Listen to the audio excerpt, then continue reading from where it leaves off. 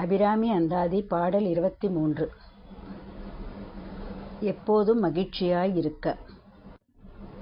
கொள்ளேன் மனத்தில் நின் கோலம் அல்லாது அன்பர் கூட்டந்தன்னை விள்ளேன் பர சமயம் விரும்பேன் வியன் மூவுலகுக்கு உள்ளே அனைத்து நிற்கும் புறம்பே உள்ளத்தே விளைந்த கள்ளே களிக்குங்களியே அழிய என் கண்மணியே. பாடலின் விளக்கம். அபிராமி தாயே, நின்னுடைய கோலமில்லாத வேறொரு தெய்வத்தை மனதில் கொள்ளேன்.